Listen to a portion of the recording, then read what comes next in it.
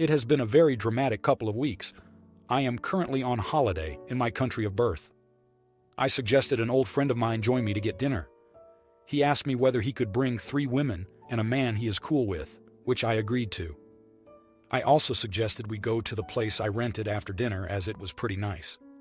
I suggested the restaurant, and everyone was fine with the location. We got there and everyone started ordering and ordering. Cocktails, lobster, sushi. Everything was fine. We were having a laugh. The bill came. It was €770. I told my friend we should all split evenly. He was cool with it. And the other guy said he was kind of broke right now and could only spend €25 despite eating close to €100 worth of food or more. I knew things were about to go south. 2 of the women were on their phones, silent and disengaged, and the other woman had the audacity to openly and confidently suggest I'd be a gentleman and cover the bill as you are clearly doing better. I asked her why she'd assumed that, and she said, "That's what it seems like on Instagram."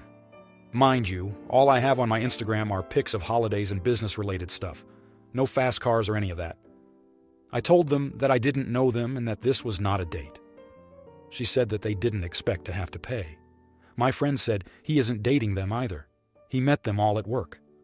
I was getting upset at the entitlement and asked my friend whether he told them anything pointing towards me paying. He said he didn't, and that each of them always pays for their own things. I suggested he deal with them as he invited them over. It became a back and forth with the 3 of them of too expensive and not fair. It was fair when they were ordering like they had a money fountain clearly, but not when it was time to pay. I got fed up and said that I was not even going to split it evenly anymore and just cover my spend, €52, and that I was going home on my own, which seemed to offend them even more than splitting the bill. I stood up, went to the counter, told the waiter what I consumed and that each would pay for their own stuff, paid, and went back to the table. Apparently, aside from my friend, none of them had enough for the bill, or so they said. I felt a little bad as they were trying to figure out how to pay, but I ultimately didn't, and instead, I ended up being petty and giving a big tip to the waiter in front of them. Had they not been entitled about it and said it before agreeing to come, I would have at least considered it. But not like this. Am I the idiot for refusing to pay for the whole bill? Now here are the comments. Comment 1. Bloody hell, people are rude. I have never in my life assumed anyone would pay for me, unless they offered. I always go to restaurants intending to pay for what I eat, and with the means to do so. Not necessarily with enough money to split the bill evenly if everyone else is ordering wine and steaks and lobster. But I'm not a big fan of even splits anyway, because I don't drink alcohol or eat steaks, and lobster is an exceptionally rare treat for me. I tend to order modestly from the vegetarian end of the menu, and I always bring enough to pay for my own share. No, OP, you are not the idiot. You did pretty much what I would have done, with one difference. I would have laughed in their faces at the audacity, asterisk. Had they not been entitled about it and said it before agreeing to come, I would have at least considered it. Then you're a better person than I am. Apart from your old friend, the other people are strangers to you. I'm not spending hundreds of euros treating a bunch of people I don't know, even if they do suggest the idea beforehand. Frick no.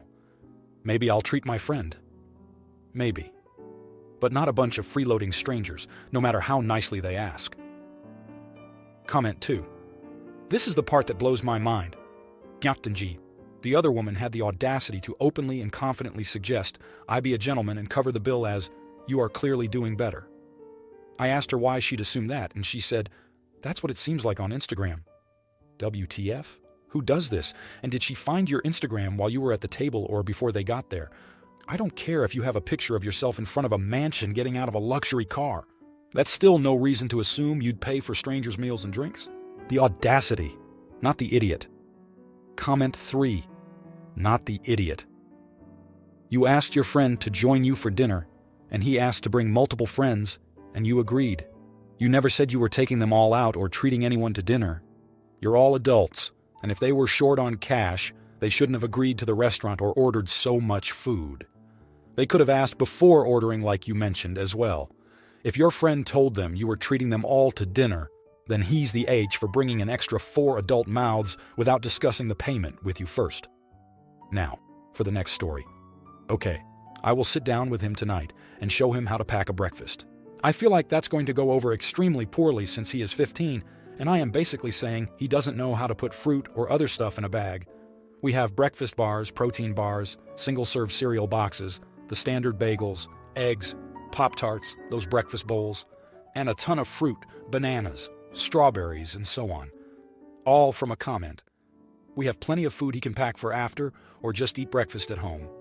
Also, I'm not going to force my daughter to eat breakfast if they are not hungry in the morning. That's a horrible idea.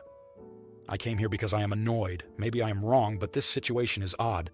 Everyone in the family gets an allowance. My son, 15-year-old, is in swim, and he has to be there at 5:45 3 times a week. It's morning practice, and then he goes to school. Now, he usually will buy breakfast from the school cafe, and then all his money is gone.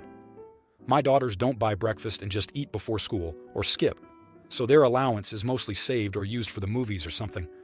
My son came to me and asked for more allowance due to being hungry. I told him no, and that he can eat before or pack something. We got in a huge argument. He thinks I am a jerk, and now my ex is on my case about it. Am I being unreasonable? Now, here are the comments. Comment 1. Info. Is there a fast, filling, high-protein breakfast available for him to grab at 5:30 a.m. on his way out the door? Info. Do you want to discourage his swimming or encourage it? Swimming burns a lot of calories, and swimming many laps on a full, heavy stomach isn't pleasant. So what is in the house that's going to meet his needs? Is there something substantial he can take as a huge breakfast for after swimming practice? And no, a sandwich or bowl of cereal is not enough calories to replace an hour of swimming first thing in the morning. And is that breakfast ready to load into his bag at 5:20 a.m. as he walks out the door? Edit for judgment. You're the idiot. You say he can eat cereal or toast, neither of which works for an easy meal after an hour of swimming, and he'd need 6 or 7 bowls of cereal or 10 pieces of toast to make up for the calories lost to swimming, let alone the calories he needs as a growing teen to get through the morning until lunchtime. Comment 2. You're the idiot, but not for the money. Your son is struggling with planning. It's your job as a parent to work with the 15-year-old and help him plan. Why not make breakfast the night before? You can help him make that part of his routine. Hard boil a few eggs. Teach him to make a frittata on Sundays, which would last most of the week. Help him pack a bagel and cream cheese. You can get him a small lunchbox with an ice pack. So all of that stays cool. Stop watching your son struggle and help him by guiding his planning. Comment 3. If he has the option to eat at home, or you give him food to take, then he needs to suck it up. Got a budget, but you can't withhold food from him. I could see not wanting to eat before swimming. So perhaps you could help brainstorm with him what to pack and how to do it for the first week. Do it with him for a week, and then he should be able to do it on his own. You still need to make sure he has access to the calories he needs for his athletic activities. Now, for the next story. I won a substantial lawsuit against my city. It is fuck you money. And I did what I always said I would do if I ever won the lottery. I paid off my parents' mortgage, and I bought a duplex and gave each half to my brother and sister. The rest of the money I'm investing so I will never have to work again and I can enjoy the rest of my life. My family had me over last weekend because I am leaving for Indonesia to begin traveling around the world. They said that we have family and friends that need help and that I was being selfish blowing the money on myself and basically retiring at 29. I said that I had already done a lot for my immediate family and that if they felt so strongly about it, that between the 3 of them, they had over $1 million in equity that they could tap with a loan, and then they could work to pay off their new mortgages. It started a fight because my dad has cut back on his work because he doesn't have a mortgage anymore, and neither of my siblings would qualify for a mortgage on their own. I walked out and went home to finish packing. They won't stop texting me and trying to call me. Apparently, I need to work the next 30 years. I don't. My girlfriend, who is joining me for a year, thinks I'm being mean. I don't think I am. I have enough to last me the rest of my life. If I ever want a house, I will be able to buy one. If I want to have kids, I will be able to pay for their education. But not if I give away a big chunk of my money to people I know for a fact will never help me in return. Now, here are the comments. Comment 1. Not the idiot. You are now financially independent. If you give these hangers-on, family members, all of your money, you'll no longer be financially independent. There was a Steve Harvey quote about family demanding money since he was rich. It was roughly, "What would you do if I went broke this morning?" How would you get out of your situation? Do that. Comment 2. Not the idiot. I'm pretty confident in saying your family went ahead and made promises before talking to you. That's why they're freaking out. Tell your girlfriend that if she's worried, you can cancel her tickets so she can stay and help. They are so completely out of line. It's unreal. Go travel the world and enjoy yourself. Comment 3. Not the idiot. You have provided housing for your immediate family, which is very generous. You get to do what you want with the remainder. It's not your job to support your entire extended family and their friends. Go enjoy your trip and ignore any messages related to money. Now, for the next story. So my cousin is turning 18 next month, and she isn't looking forward to it. She was a twin, and her sister unfortunately passed a few hours after birth. This is obviously very upsetting for all members of the family, and a horrible situation to be handed.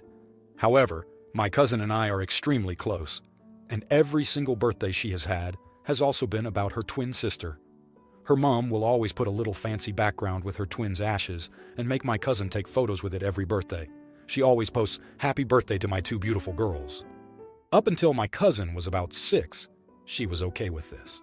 However, since then she always expresses how she no longer feels like her birthdays are important anymore, as it makes her mother upset due to the reminder, and also because she feels everyone only talks about her twin and how they are so sorry for her loss. She doesn't feel like an individual person and constantly feels attached to her dead twin. Last night, I asked her what she was doing for her birthday. She said her dad had wanted to take her to Spain, but her mother said no because "I don't think we can take the ashes overseas, and it's too risky to bring Layla, the twin who passed, in case something happens." This upset me a little, as her 18th is a big birthday, and she is being held back by her sister who is A, not alive, and B, she doesn't even remember. I asked her if she has told her mom how upset she gets about her birthdays, and how she doesn't feel like she can be an individual. She said she doesn't want to upset her mom, so she hasn't told her.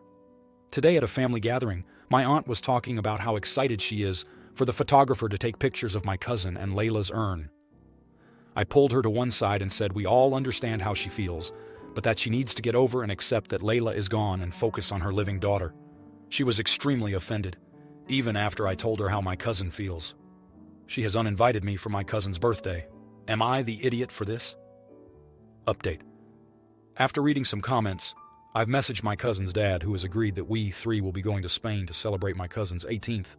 My aunt is definitely not happy with this, as it's disrespectful to Layla and to everyone else who has made plans to see my cousin. But the flights and hotel are now booked, and my cousin is feeling a lot better about her 18th. Now here are the comments. Comment 1. Not the idiot. You didn't handle the conversation in the best way. Saying to get over her daughter's death was too much. But you brought out how your cousin feels about the whole situation, and that was right. Your aunt is so blinded by a loss she never got over that she probably thinks everyone in the family sees it the way she does about the urn and birthday photos. On the other hand, she needs to acknowledge the real feelings of her daughter about that while she has time. Otherwise, as the years go by, and as your cousin becomes independent, she will move further and further away from her mother. Is your aunt in therapy? Because it sounds like she needs it badly. Comment 2. I'm a member of the Dead Twin Club. My mother will never get over it. She's not capable. She's also no longer allowed around me on my birthdays after sabotaging my 21st. It took years and many hours of therapy for me to allow anyone to do anything to celebrate my birthday. For me, because of the trauma she caused by caring more about her grief than her surviving child. Good on you for standing up for your cousin. I wish someone, anyone, would have stood up for me. Not the idiot. Comment 3. Not the idiot with the caveat that you may have been harsh in your wording choice. I have a nephew in this situation. Highly premature. The twin didn't make it, he did. There is no getting over it, but his parents never made things about the twin besides occasional mentions at important solemn moments, like the bar mitzvah ceremony, but not the party. You can't obsess over the dead and ignore the living. It's not healthy, and your aunt needs therapy. If you liked this video, you'll probably like these too. Also, while you're here, please consider subscribing. It's your support that keeps this channel alive and allows me to make better and longer videos. Have a great day.